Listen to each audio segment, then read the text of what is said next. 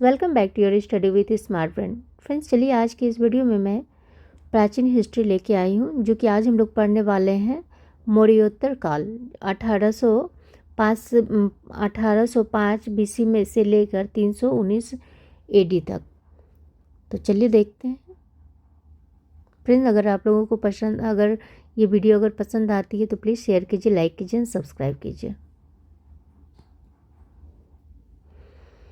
शुंग वंश, कण्वा वंश, सातवाहन वंश, इंडो ग्रीक, शक,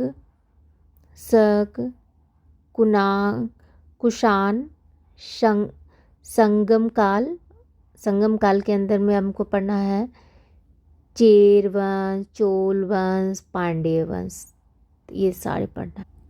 तो अब चलिए शुंग वंश को देखते हैं। शुंग वंश 1805 से लेकर 75 बीसी तक। बाणभट्ट की हर्षचरित्र के अनुसार पुष्पमित्र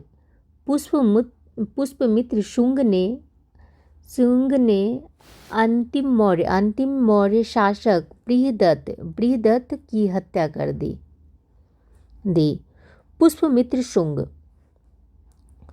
पुष्पमित्र शुंग के बारे में देखते हैं। पुष्पमित्र शुंग बौद्ध साहित्य में पुष्पमित्र को बौद्ध धर्म का दुश्मन बताया गया है। बौद्ध साहित्य के अनुसार पुष्पमित्र ने 48,000 स्तूपों को तुड़वा दिया एवं पाटलिपुत्र के कुकाराम बिहार को तोड़ने के असफल प्रयास किया। इसने दो अश्वमेध यज्ञों का आयोजन करवाया। अश्वमेध यज्ञों के पुरोहित पतंजलि की पुस्तकें कौन थी? तो योग दर्शन और योग सूत्र। महाभाष्य पाणिनि के अष्टाध्यायी पर टिका है। महाभाष्य क्या है? पाणिनि के अष्टाध्यायी पर टिका हुआ है। अश्वमेध यज्ञ की जानकारी अयोध्या अभिलेख से मिला है एवं कालिदास जी की मालविकाग्नि मित्रम से मिलती है। शुंग वंश के समय इंडो ग्रीक यवनों ने भारत पर आक्रमण किया। इस आक्रमण की जानकारी कालिदास की मालविकाग्नि मित्रम पतंजलि का महाभाष्य गार्गी संहिता से मिलती है। गार्गी संहिता विषय हो गया ज्योतिष।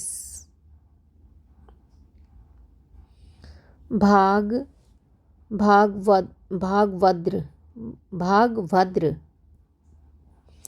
इस वंश का 9 शासक था। इसके दरबार में यूनानी दूत हेलियोडोरस आया था। उसने भगवत धर्म स्वीकार कर लिया। उसने विदिशा के बेस नगर में गरुड़ स्तंभ स्थापित करवाया। देवभूति इस वंश का अंतिम शासक था। वासुदेव कण्वा ने इसकी हत्या कर दी। इस वंश की राजधानी कहाँ थी? तो विदिशा। कण्वा वंश। अब देखते हैं हम लोग कण्वा वंश, जो कि 75 बीसी से लेकर 30 बीसी तक है। स्थापक हो गए वासुदेव कण्वा। सुशर्मा अंतिम शासक थे। सातवाहन जो हो गया इसका लगभग 300 वर्ष तक। संस्थापक हो गया शिमुक सातकर्णी फर्स्ट इस वंश का पहला प्रसिद्ध शासक था। इसकी जानकारी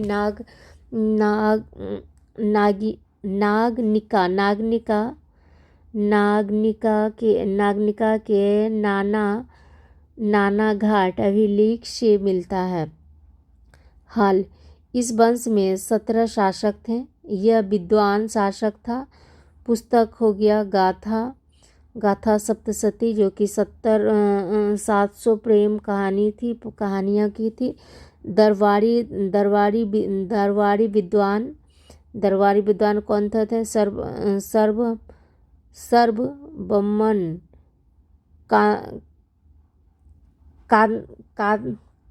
कांत्र। विषय हो गया व्याकरण।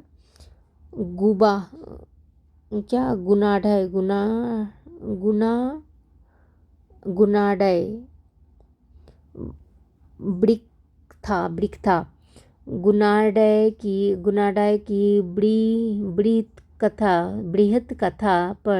बृहत कथा पर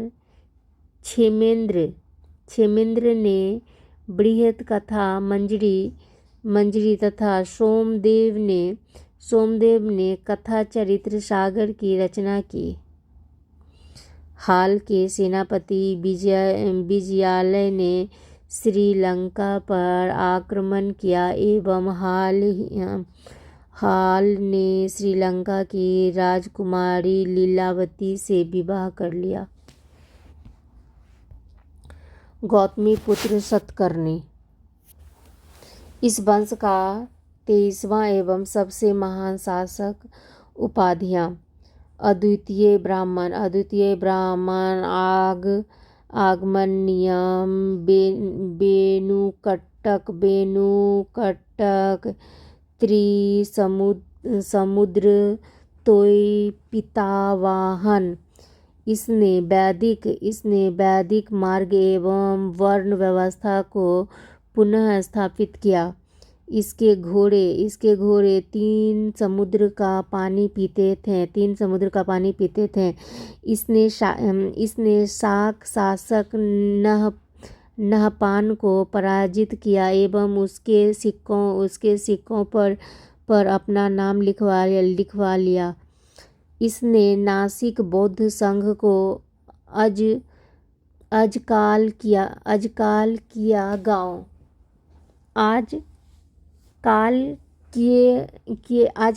किए गांव एवं कार्ले बौद्ध संघ को करजक गांव भेंट दिया। इसने बेनुकट्टक नामक शहर बसाया। वशिष्ठी पुत्र पुलमावी इस वंश का 42वां शासक।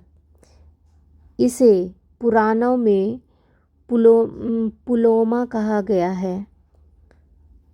प्रथम शासक जिसके अभिलेख आंध्र प्रदेश से मिले हैं।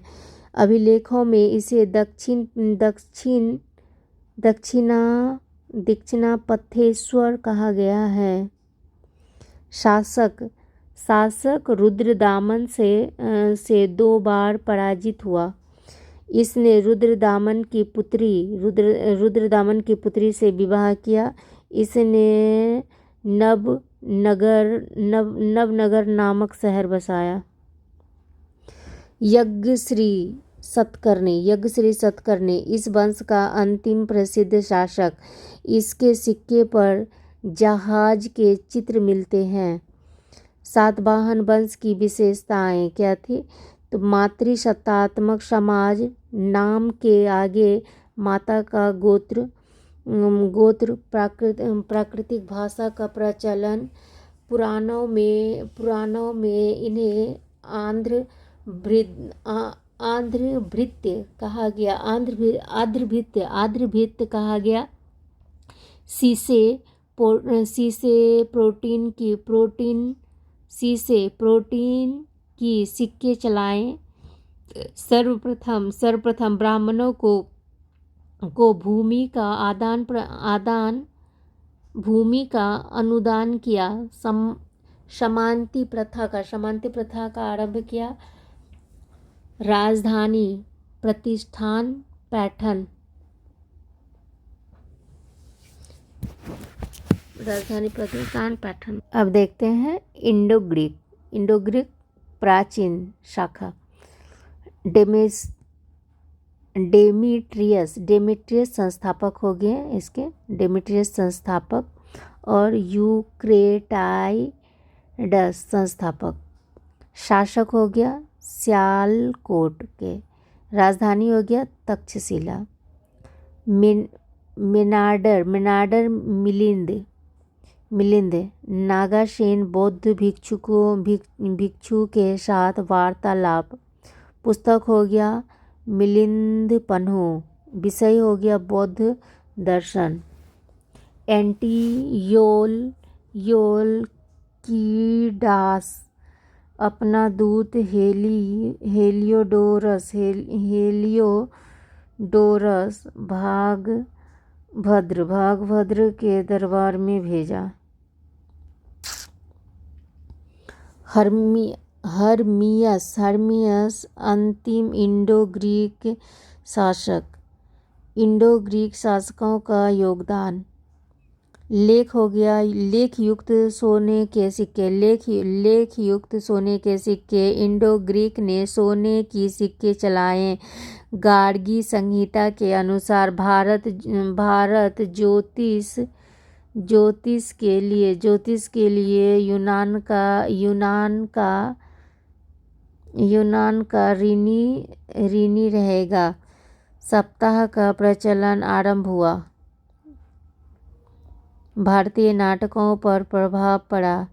रंगमंच के प्रदेशों को यवनिका कहा जाता है। यूनानी भारतीय मसालों से परिचित हुए। काली मिर्च को यवन प्रिया कहा जाता था। शक मध्य एशिया की बर्बर जाति थी। यूची कबीले ने इन्हें पराजित किया। चीनी साहित्य में शकों को सैबांग कहा जाता है। भारतीय साहित्य में इन्हें सिथियन कहा जाता है। डेरियस के नक्श ए रुस्तम अभिलेख में शकों का उल्लेख मिलता है। शकों के भारत में केंद्र तक्षशिला, मथुरा, नासिक, उज्जैन। सबसे प्रसिद्ध शासक कौन थे? तो रुद्रदामन थे। इसने बिष्टि पुत्र पुलमावी को दो बार पराजित किया। जूनागढ़ अभिलेख के अनुसार इसने दूरदर्शन झील का पुनर्निर्माण करवाया। जूनागढ़ अभिलेख संस्कृत भाषा का प्रथम बड़ा अभिलेख है। शकों ने चांदी के सिक्के बड़ी मात्रा में चलाया। चांदी के सिक्के शकों की विशेषता थी। रुद्र सिंह तृतीय अंतिम शासक थे। अब देखते हैं कुषाण।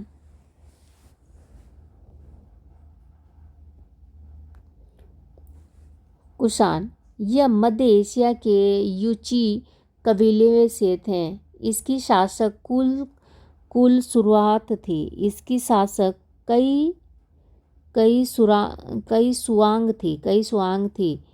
कुजुल कटफिसस संस्थापक थे। इसे प्रथम कटफिसस भी कहा जाता है। बीम कटफिसस इसे दूसरा कटफिसस कहा जाता है। यह भगवान शिव का अनुयायी था। उपाधि महेश्वर का। इसके सिक्कों पर त्रिशूल, नंदी, डमरू के चित्र मिलते हैं। कनिष्क कनिष्क इस वंश का सबसे महान शासक। राज्याभिषेक हुआ था कब? 78 AD में। शक संवत आरंभ हो गया था। राजधानी पुरुषपुर, पेशावर, मथुरा। कल्हन की राजतरंगिणी के अनुसार इसने कश्मीर पर आक्रमण किया एवं वहां कनिष्कपुर नामक शहर बसाया। इसने पाटलिपुत्र पर आक्रमण किया। उसे पाटलिपुत्र से बुद्ध की भिक्षा पात्र, अनोखा मुर्गा एवं अश्वघोष मिले। अश्वघोष की पुस्तक बुद्ध चरित्र इसे बौद्ध धर्म का एनसाइक्लोपीडिया कहा जाता है। सारिपुत्र प्रकरण, सैन्धरानंद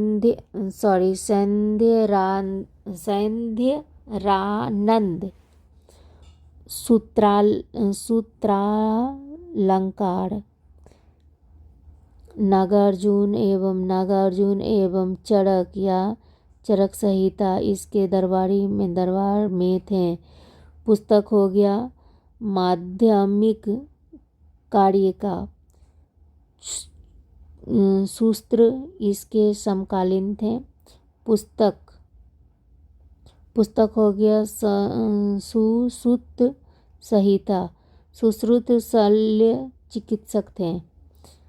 चिकित्सक से। कनिष्क ने मध्य एशिया पर अधिकार कर लिया। भारत का रेशम मार्ग पर अधिकार हो गया। व्यापार वाणिज्य की दृष्टि से मौर्योत्तर काल भारत का स्वर्ण काल। कनिष्क ने पांचालों के नेतृत्व वाली चीनी सेना को पराजित किया। इसने सैनिकों ने इसकी हत्या कर दी। कनिष्क महायान शाखा का अनुयायी था। बौद्ध संगति का आयोग। हुविष्क भगवान विष्णु का अनुयायी था। कुषाणों की विशेषताएं। कुषाणों ने क्षुद्र सोने के सिक्के चलाए। कुषाण शासक मंदिरों में अपनी मूर्तियां स्थापित करते थे। सिले हुए कपड़े का प्रचलन हुआ।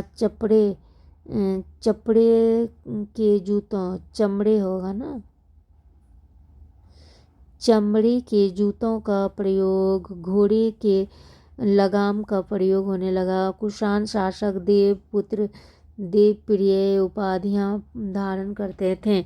मौर्योत्तरकालीन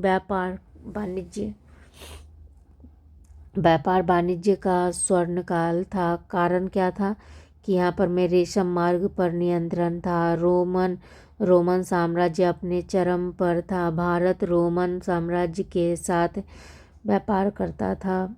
मुद्रा प्रणाली विकसित हुई। दक्षिण भारत से समुद्री व्यापार होता था।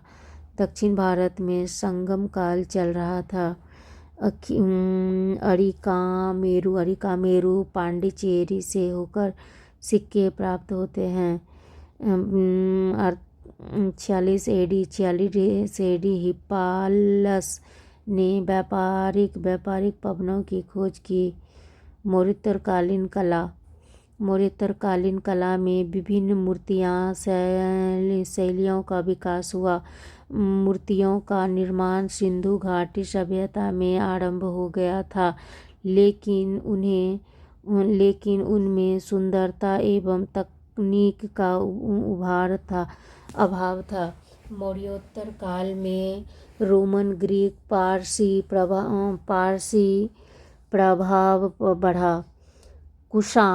कुषाण सातवाहन शासकों ने मूर्तिकला को संरक्षण दिया।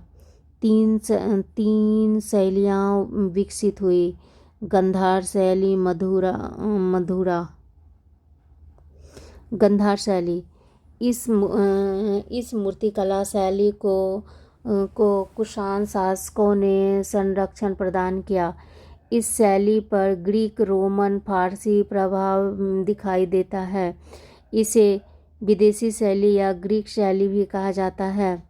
इस शैली में बौद्ध धर्म से संबंधित मूर्तियाँ अधिक बनी हैं। भगवान बुद्ध की सर्वाधिक मूर्तियाँ इसी शैली में निर्मित है।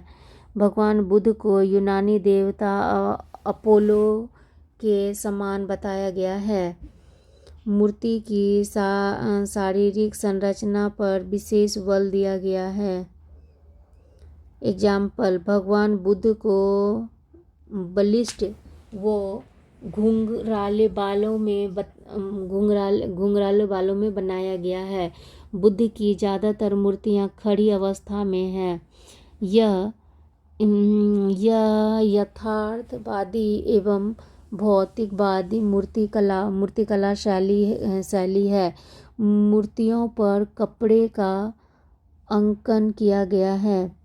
प्रमुख केंद्र तक्षशिला, बामियान, भीमराव, मथुरा मूर्तिकला शैली। यह स्वदेशी मूर्तिकला शैली है। इसे राजकीय संरक्षण प्राप्त था, लेकिन वास्तविक विकास लोक कला के रूप में हुआ। इसमें बौद्ध धर्म, जैन धर्म एवं हिंदू धर्म से संबंधित मूर्तियाँ बनी। भगवान बुद्ध की प्रथम मूर्ति मथुरा शैली में निर्मित है। यह आध्यात्मिक मूर्तिकला शैली है। इसमें भगवान बुद्ध को दुबला पतला दिखाया है, लेकिन चेहरे पर चमक है। अत्यधिक तेज दिखाया गया है। अधिकतर मूर्तियाँ पद्मासन अवस्था में है। इस शैली में लाल बलुआ पत्थर का प्रयोग हुआ है। प्रमुख केंद्र हो गया मथुरा, सारनाथ, सांची। अमरावती शैली। इस शैली को राजकीय संरक्षण प्राप्त था, लेकिन वास्तविक